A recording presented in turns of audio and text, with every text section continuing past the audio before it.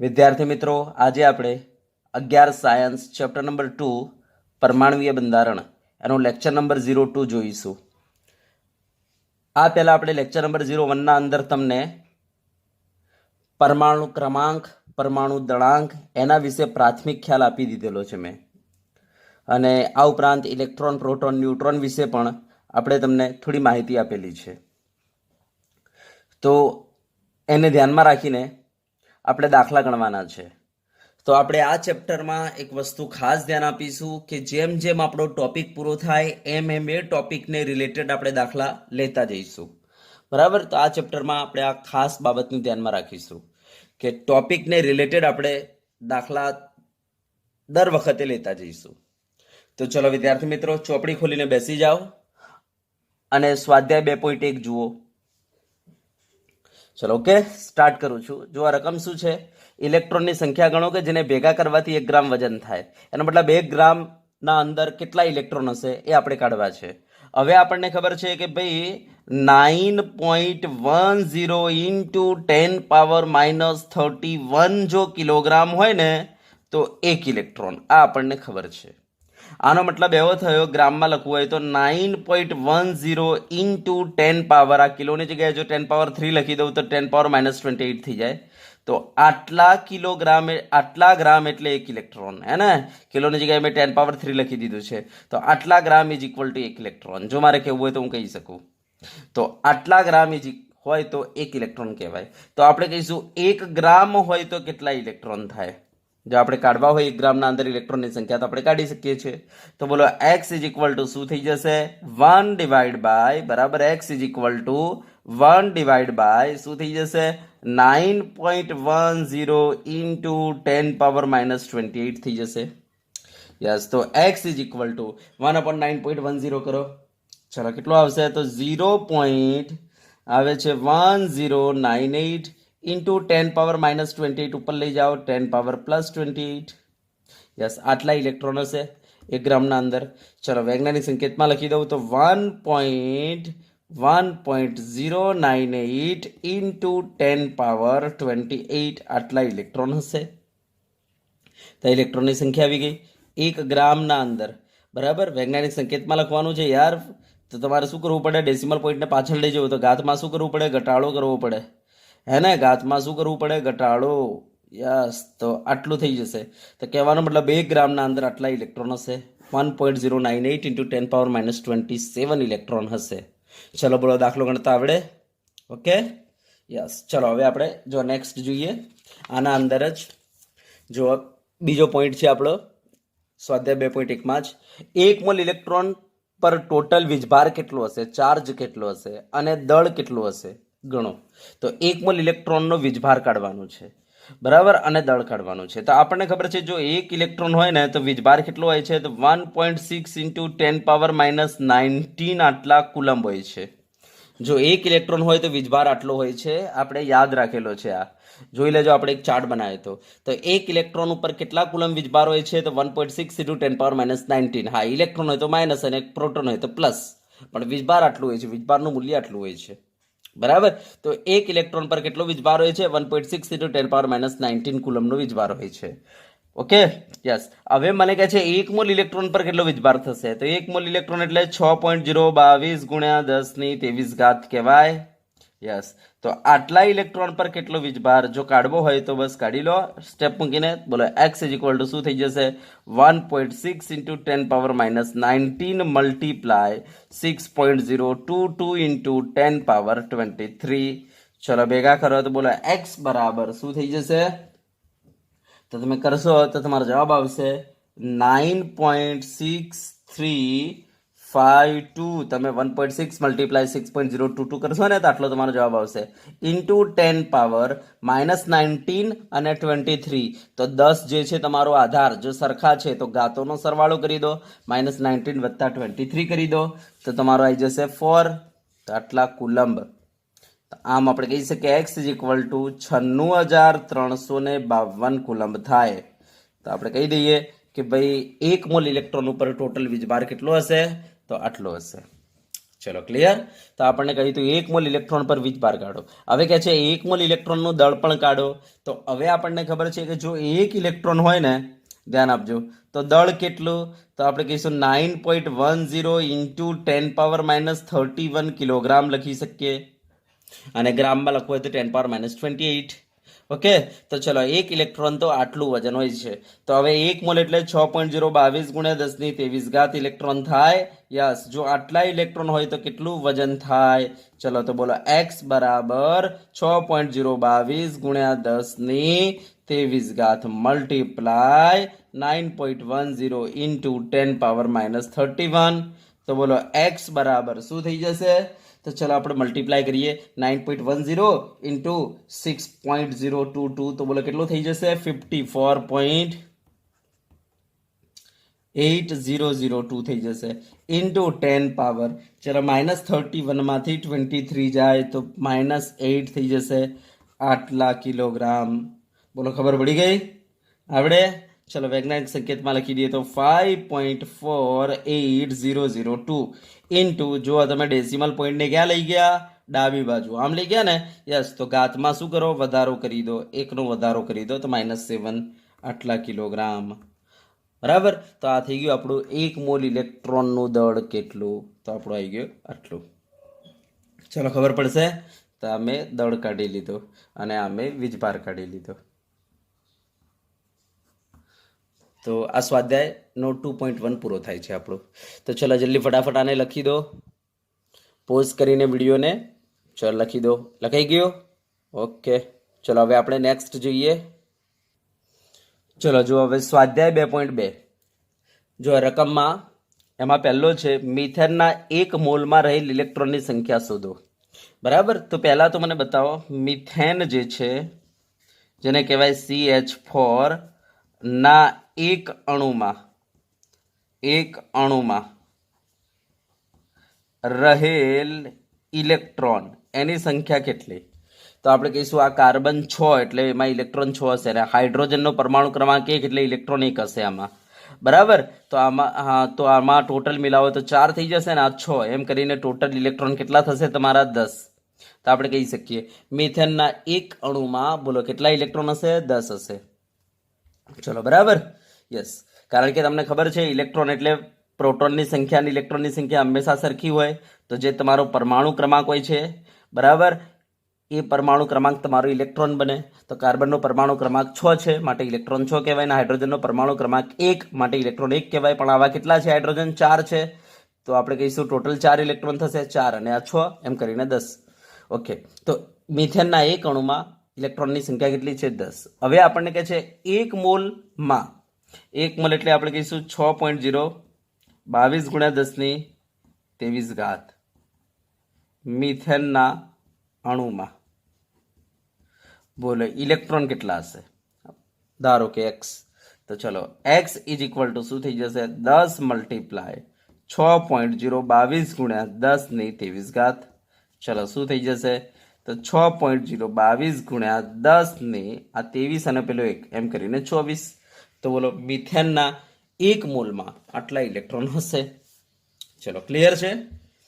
Okay. ચલો હવે જો બીજો દાખલો આપણો. આપણને કહે છે 6 કાર્બન 14 ના 7 મિલીગ્રામમાં, બરાબર, 6 કાર્બન 14 ના 7 મિલીગ્રામમાં કુલ ન્યુટ્રોનની સંખ્યા ગણો અને કુલ ન્યુટ્રોનનું દળ શોધો. બરાબર. હા, તો પહેલાં તો મારી પાસે આ 6 કાર્બન 14 વાળા 7 મિલીગ્રામમાં કેટલા પરમાણુઓ છે મારે એ શોધવા પડશે. બરાબર. તો ધ્યાન આપજો. પહેલાં તો મારે 6 કાર્બન 14 જે પરમાણુઓ છે ને એ 7 મિલીગ્રામમાં કેટલા હશે? તો જો મને વજન આપેલું છે 7 મિલીગ્રામ.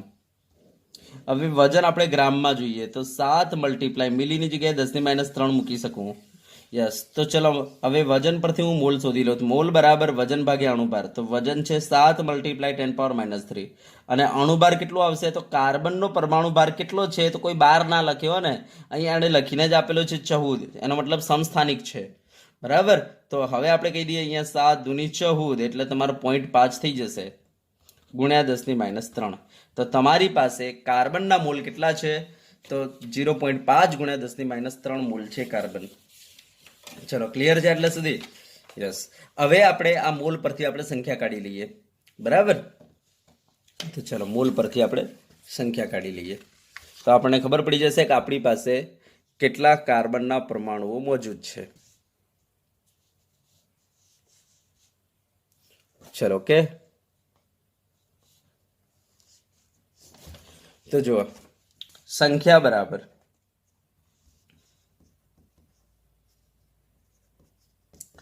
મોલ જે આયા એને મલ્ટીપ્લાય કરી દઈએ એને વડે.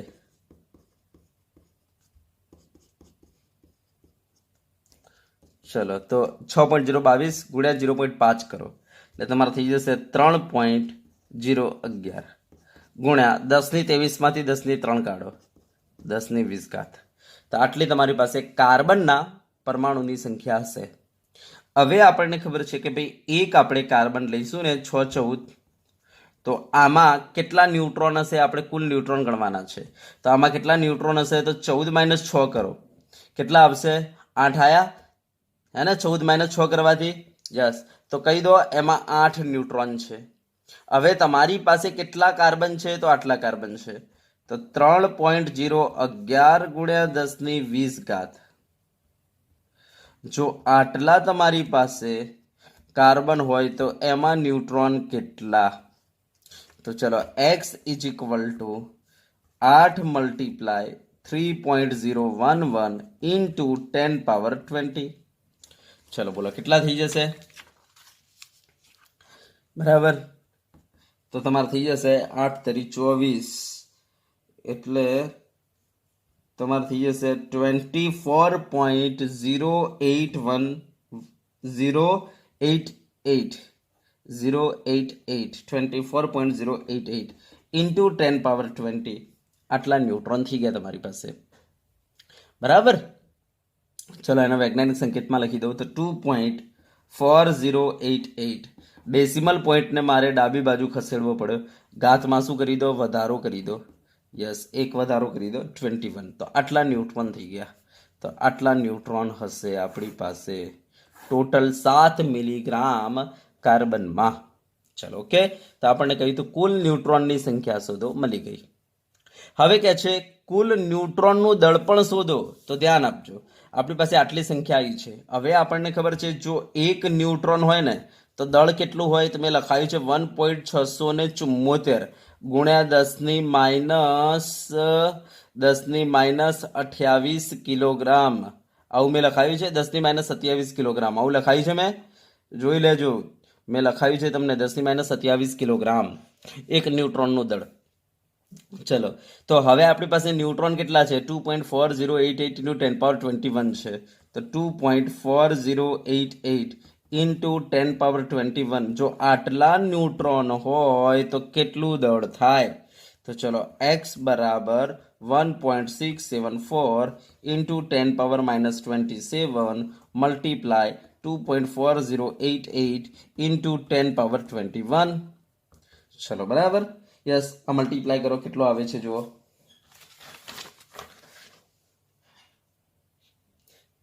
તો ચલો 2.4088 મલ્ટીપ્લાય 1.674 કરો તો જો જવાબ નીકળીને આવે છે 4.032. ઓકે. હવે 10⁻27 છે અને 10⁻21 છે. તો 27 માંથી 21 કાઢી નાખો. ચલો કેટલો જવાબ આવશે? તો 10⁻⁻6. તો આટલા કિલોગ્રામ તમારો જવાબ આવશે. તો કહી દો કે ભાઈ ન્યુટ્રોનનું ટોટલ વજન આટલા કિલોગ્રામ હશે. અને જો ગ્રામમાં લખવું હોય તો શું કરો? કિલોની જગ્યાએ 10⁻3 મૂકી દો અને આપી દો એટલે તમારે 10⁻3 આવી જશે. તો ગ્રામમાં થઈ ગયું. તો કિલોગ્રામમાં આટલું વજન હશે. ચલો ઓકે. યસ, ચલો ફટાફટ લખી દો આને. આપણે એવો દાખલો છે કે આમાં મોટી વાત છે નહીં. ચલો લખાઈ ગયો. ઓકે. ચલો હવે આપણે નેક્સ્ટ આગળ જઈએ.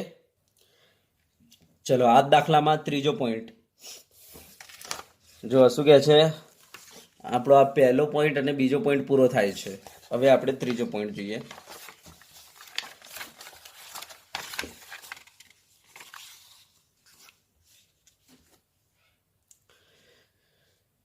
પ્રશ્ન કરે છે એસટીપીએ 34 મિલીગ્રામ એમોનિયામાં કુલ પ્રોટોનની સંખ્યા શોધો, કુલ પ્રોટોનનું દળ શોધો.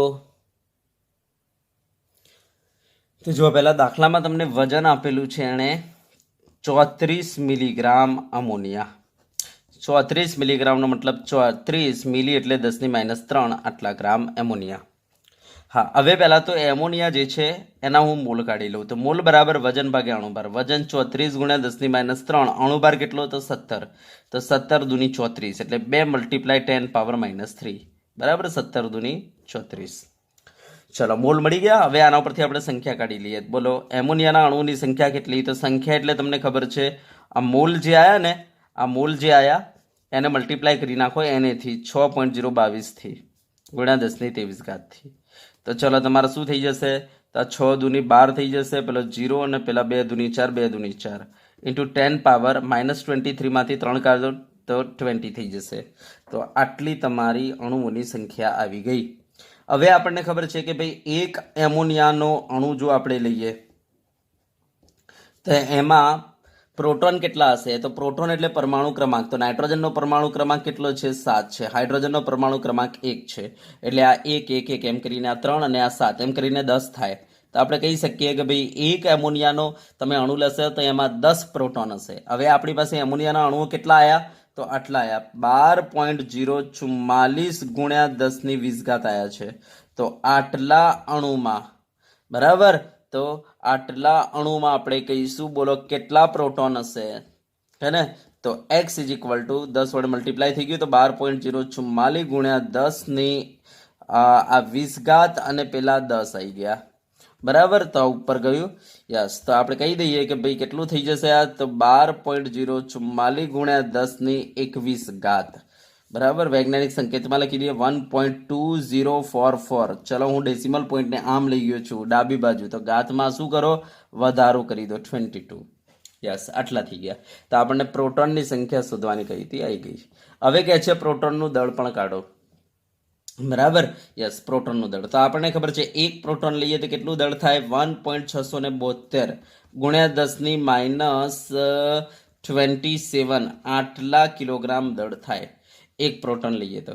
હવે આપણી પાસે પ્રોટોન કેટલા આવ્યા છે જોઈ લો, આટલા આવ્યા છે. તો 1.2044 ઇન્ટુ 10⁻22 જો પ્રોટોન હશે તો કેટલું દળ આપશે?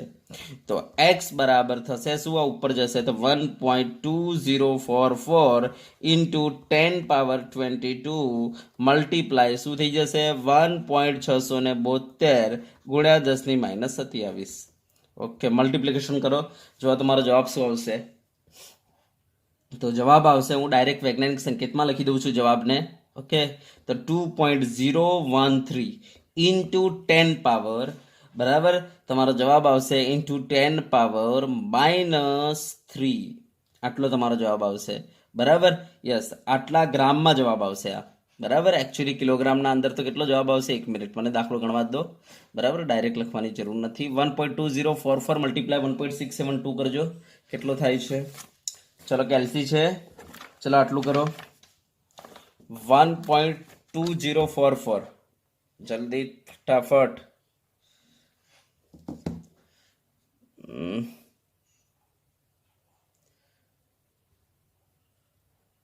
1.2044 મલ્ટીપ્લાય 1.672 ચલો કેટલો આવ્યો જો? 2.013 આવ્યો ઇન્ટુ આ 22 છે ને આ 27 છે એટલે માઇનસ કેટલા વધશે?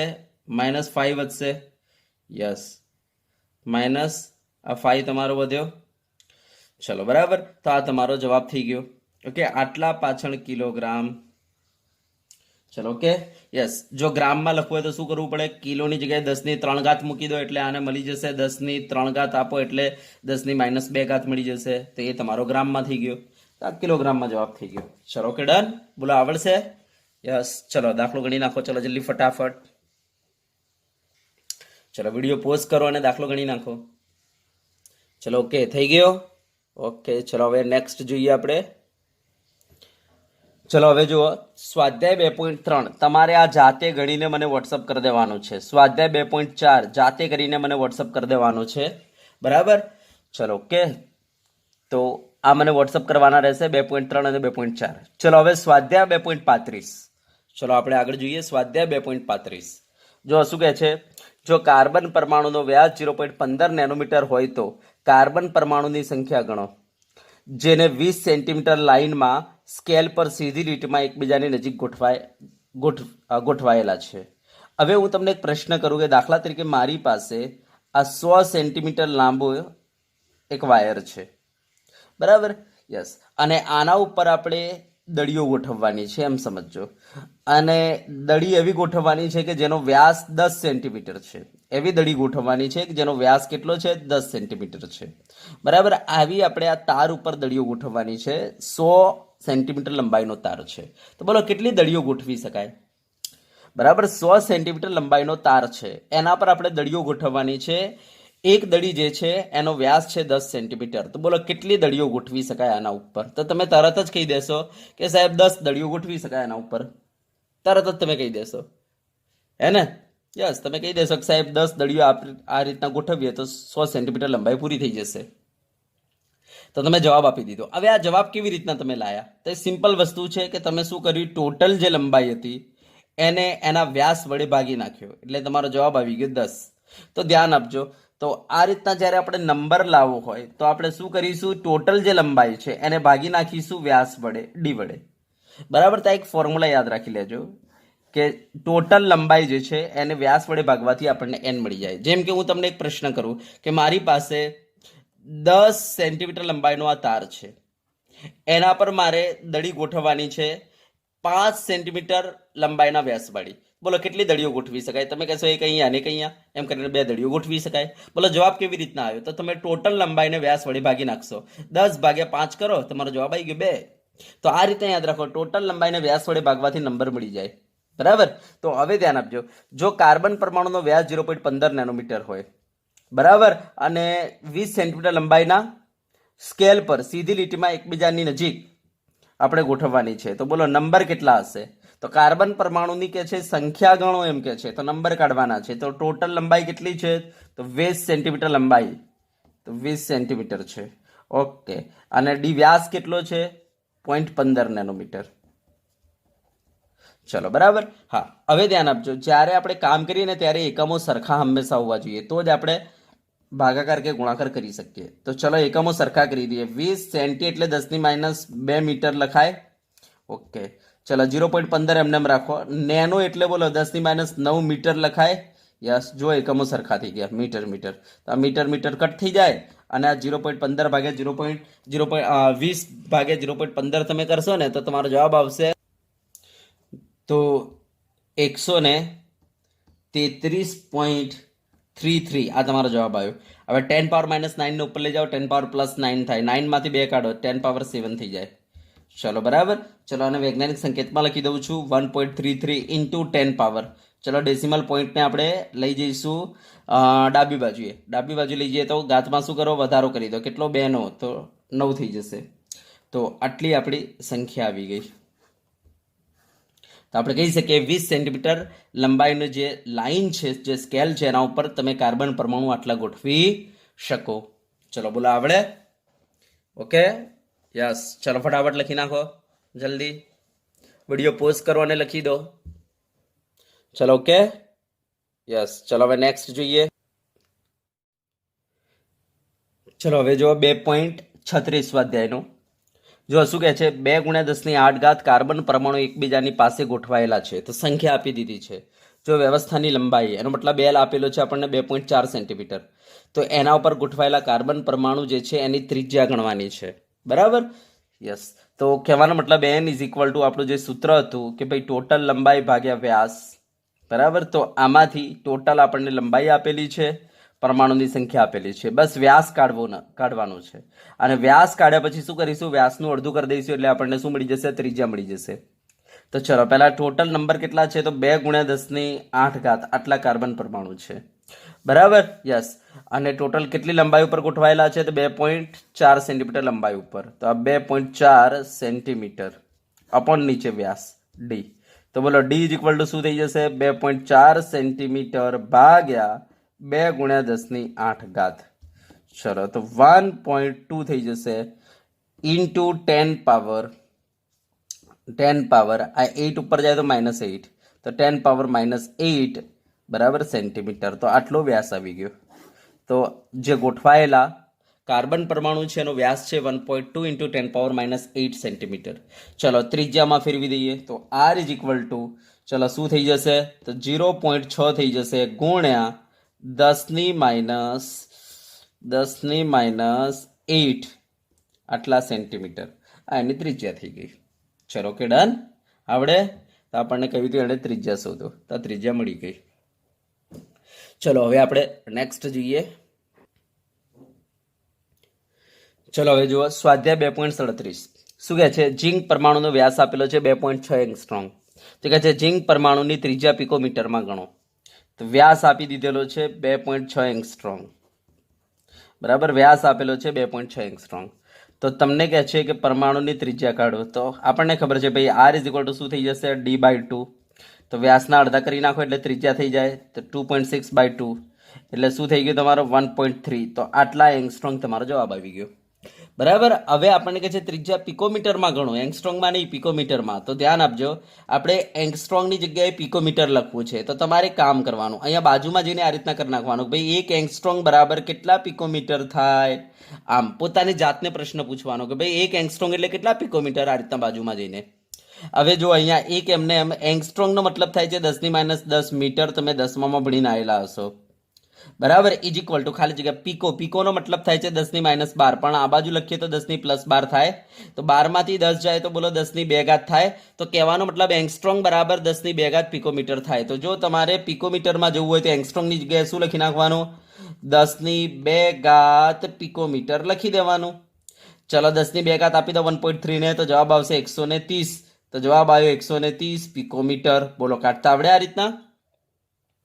હે ને, બહુ આસાન છે, કંઈ કર્યું નથી મેં. આ એંગસ્ટ્રોંગ જે છે એની જગ્યાએ કેટલા પિકોમીટર મોટો પ્રશ્ન થાય તો બાજુમાં આપણે જઈને આ રીતના મૂકી દેવાનું ભાઈ એંગસ્ટ્રોંગ બરાબર ખાલી જગ્યા પિકોમીટર.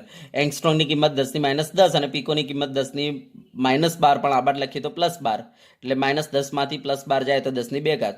તો ખબર પડી કે એંગસ્ટ્રોંગ એટલે 10⁻2 પિકોમીટર. તો અહીંયા મૂકી દે એંગસ્ટ્રોંગની જગ્યાએ 10⁻2 પિકોમીટર, એટલે તમારો જવાબ પિકોમીટરમાં આવી ગયો. તો ત્રિજ્યા પિકોમીટરમાં ગણો થઈ ગઈ. હવે કહે છે જો પરમાણુ એકબીજાની લગોલગ ગોઠવાયેલા હોય તો 1.6 સેન્ટીમીટર લંબાઈમાં કેટલા પરમાણુ હાજર હશે? તો પરમાણુની સંખ્યા n કાઢવાની છે. તો n is equal two L/d. ચલો બરાબર, L/d. હવે લંબાઈ કેટલી બતાવે છે આપણને? 1.6 સેન્ટીમીટર લંબાઈમાં, તો ઉપર 1.6 સેન્ટીમીટર. યસ. ડી એટલે પરમાણુનો વ્યાસ. હવે પરમાણુનો વ્યાસ કેટલો છે? તો આપણને ખબર છે 2.6 એંગસ્ટ્રોંગ છે. ઓકે, તો આ 1.6 એમનેમ સેન્ટી એટલે 10⁻2 થાય. સેન્ટી એટલે 10⁻2. 2.6 એમનેમ એંગસ્ટ્રોંગ એટલે 10⁻10 થાય. બરાબર. યસ. તો હંમેશા યાદ રાખવાનું બંને બાજુ એકમો સરખા જોઈએ. તો મેં બંને બાજુ એકમ મીટરમાં લાવી દીધા. અને આમે ધ્યાન આપો, આપણે હંમેશા એકમ MKSમાં જ લખીશું, મીટર કિલોગ્રામ સેકન્ડ. જેના કારણે શું થશે? ઉડાડવામાં આસાની રહેશે. તો એકમો હંમેશા સરખા જોઈએ. તો મેં શું કરી નાખ્યું? ઉપર મીટર કરી દીધું, નીચે મીટર કરી દીધું, એટલે મારો MKS થઈ જાય. બરાબર. તો જેના કારણે આપણે આસાનીથી ઉડાડી શકીએ. ભાઈ મીટર તો આસાનીથી ઉડાડી શકાય. ચલો ઓકે. તો મેં એંગસ્ટ્રોંગની જગ્યાએ મીટરમાં કન્વર્ટ કરી નાખ્યું, સેન્ટીમીટરની જગ્યાએ મીટરમાં કન્વર્ટ કરી નાખ્યું. તો ચલો હવે 1.6 ડિવાઈડ બાય 2.6 કરો. ચલો કેટલો આવે છે? તો 0.61 આવશે તમારું. ગુણ્યા 10⁻10 ઉપર લઈ જાઓ, 10+10, એમાંથી 2 કાઢો એટલે 10⁸ આવશે. તો આટલી સંખ્યા હશે. બોલો આવડે કાઢતા? ઓકે. ચલો દાખલો ગણી નાખો. ચલો બરાબર. હવે આપણે નેક્સ્ટ જોઈએ. ચલો હવે સ્વાધ્યાય 2.42. જો આ રકમ શું કહે છે? દળ ક્રમાંક 81 વાળું તત્વ પીની સરખામણીમાં 31.7% વધુ ન્યુટ્રોન ધરાવે છે, તો એ તત્વની સંજ્ઞા જણાવો. બરાબર. તો હવે તમે જોઈ શકો છો અહીંયા તમને દળ ક્રમાંક આપી દીધો છે 81 અને કહે છે પ્રોટોનની સરખામણીમાં 31.7% વધુ ન્યુટ્રોન ધરાવે છે. બરાબર, તો પ્રોટોનની સરખામણીમાં એણે ન્યુટ્રોન લખીને આપેલું છે, તો હું પહેલા પ્રોટોનને એક્સ ધારી લઉં છું.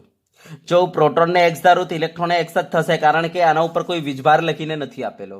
તો હવે ન્યુટ્રોન કેટલા થશે, તો કહે છે પ્રોટોનની સરખામણીમાં ન્યુટ્રોન કેટલા વધારે છે, 31.7% વધારે છે. બરાબર, ન્યુટ્રોન ધ્યાન આપજો, ન્યુટ્રોન જે છે પ્રોટોનની સરખામણીમાં કેટલા વધારે છે, 31.7% વધારે છે ન્યુટ્રોન. તો આપણે કહીશું કે જો પ્રોટોન એક્સ હોય તો આમાં કેટલો વધારો છે, તો એક્સના 31.7% જેટલો વધારે છે ન્યુટ્રોન. શું કહે છે, પ્રોટોન કરતા ન્યુટ્રોન કેટલા વધારે છે, તો પ્રોટોન કરતા ન્યુટ્રોન કેટલા વધારે છે, તો પ્રોટોન જે છે ને એના કરતા 31.7% વધારે છે. તો આપણે પ્રોટોન જે હતા ને એમાં આટલું એડ કરી દીધું કે પ્રોટોનના 31.7% એટલે આટલા થાય, આટલા એડ કરી દો, આટલા વધારે છે તમારા ન્યુટ્રોન. ઓકે, તેણે જે આપેલું હોય જેની સરખામણીમાં, જેમ કે અહીંયા લખેલું છે પ્રોટોનની સરખામણીમાં 31.7% વધુ ન્યુટ્રોન છે, તો આપણે પ્રોટોનને એક્સ ધારી લેવાનું અને પછી ન્યુટ્રોન એના અંદરથી જોઈને લખી નાખવાનું. કદાચ એણે આવું લખીને આપ્યું હતું ઇલેક્ટ્રોનની સરખામણીમાં 31.7% વધુ ન્યુટ્રોન છે, તો આપણે વખતે ઇલેક્ટ્રોનને એક્સ ધારતા. બરાબર, અહીંયા મેં અત્યારે કોને ધારેલો છે, તો ધારો કે પ્રોટોન એક્સ છે માટે ઇલેક્ટ્રોન એક્સ થાય. ઇલેક્ટ્રોન એટલા માટે એક્સ કારણ કે આના પર કોઈ વીજભાર લખેલો નથી એટલા માટે. બરાબર, યસ. હા, હવે માટે ન્યુટ્રોન કેટલા થાય, તો ન્યુટ્રોન કહીશું પ્રોટોન કરતા 31.7% વધારે છે ને, તો પ્રોટોનનો જે એક્સ છે એટલો તો છે જ, એના કરતા આટલો વધારે છે એટલે આટલો એડ કરી દો, તો આ તમારો ન્યુટ્રોન થઈ ગયો. ચલો, ઓકે, ડન.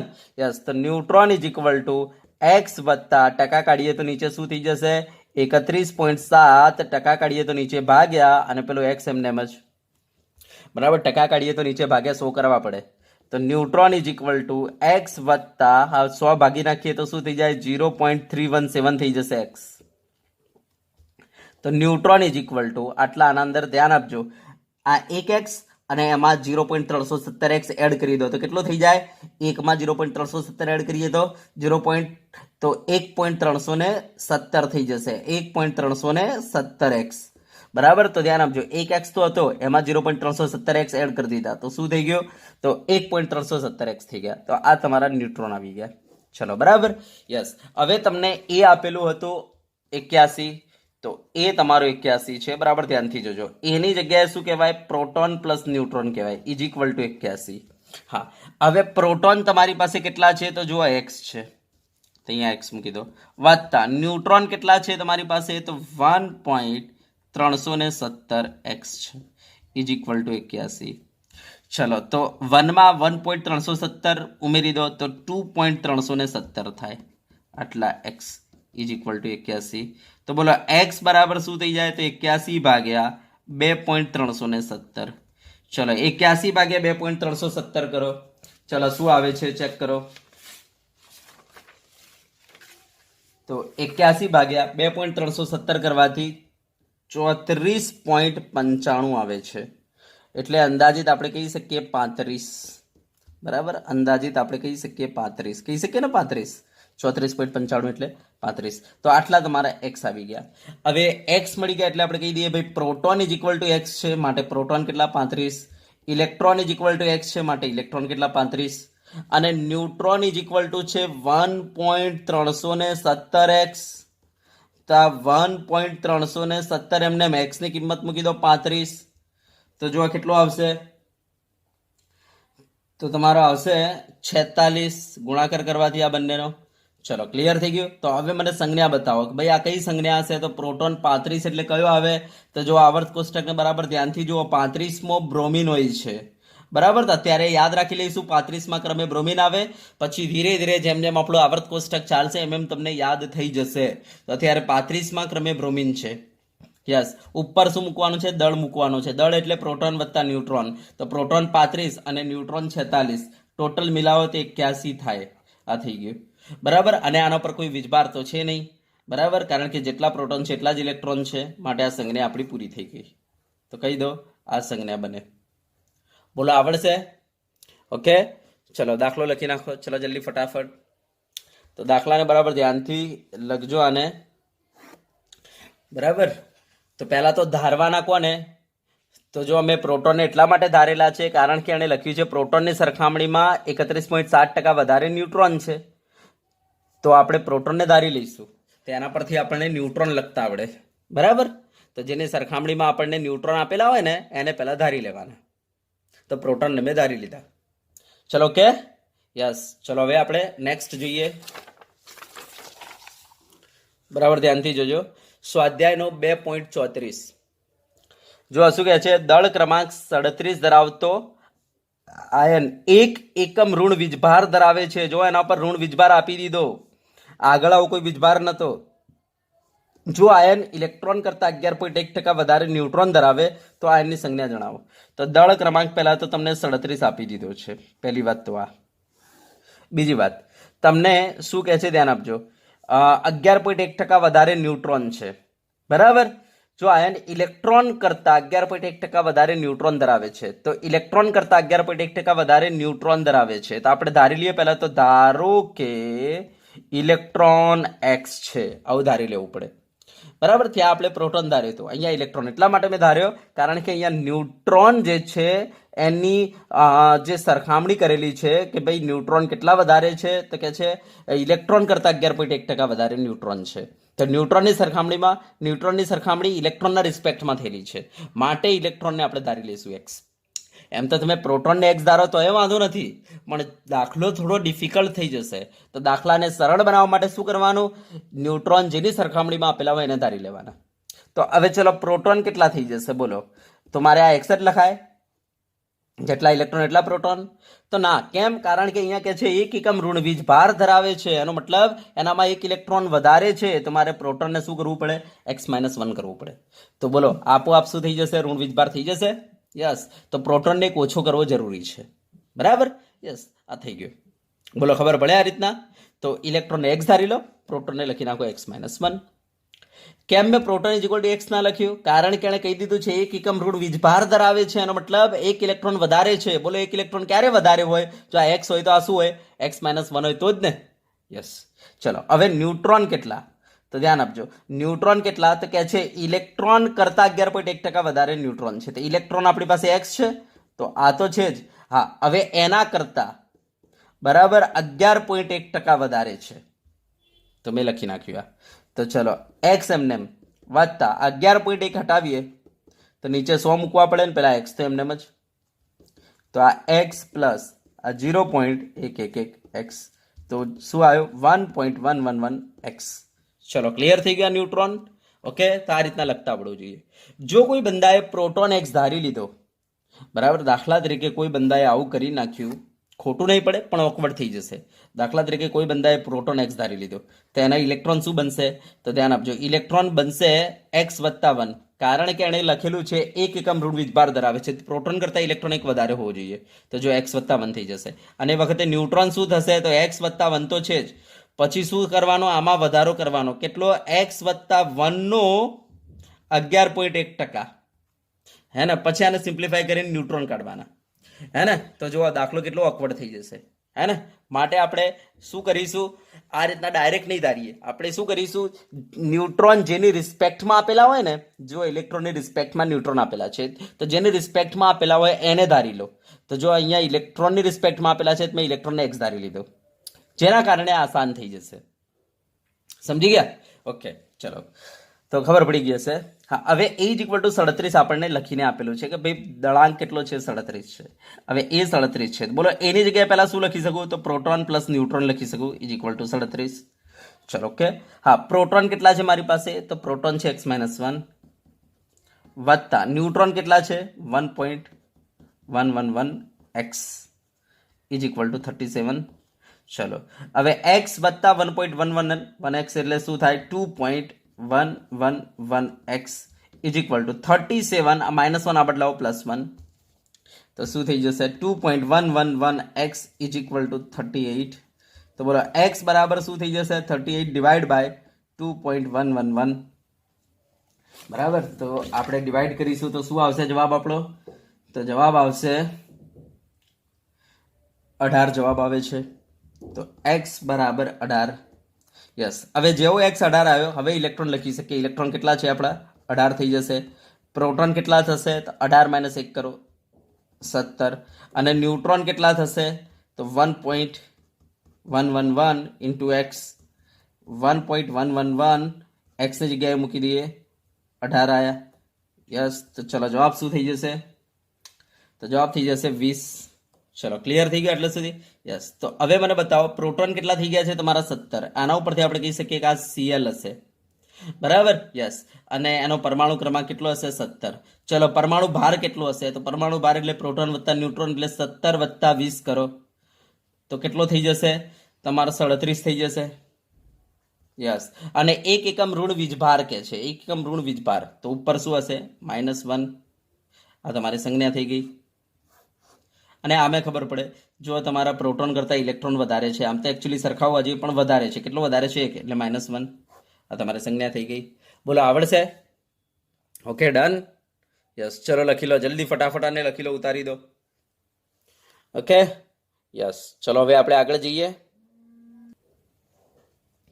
તો જો હવે આપણો સ્વાધ્યાય 2.44 શું કહે છે આપણને? દળ ક્રમાંક 56 ધરાવતો આયન, એનો મતલબ એ એણે આપી દીધું છે 56, બરાબર? યસ. ધરાવતો આયન 3 એકમ ધનભાર ધરાવે છે. ઓકે, તો આ તટસ્થ નથી, ધ્યાન આપજો, આના પર ધન વીજભાર છે. હવે કહે છે ઇલેક્ટ્રોન કરતાં 30.4% વધુ ન્યુટ્રોન. તો જોઈ લો ન્યુટ્રોનની સંખ્યા કોના રિસ્પેક્ટમાં એને આપેલી છે? ઇલેક્ટ્રોનના રિસ્પેક્ટમાં. તો આપણે ધારી લઈએ, ધારો કે electron is equal two x છે, આવું ધારી લઈએ.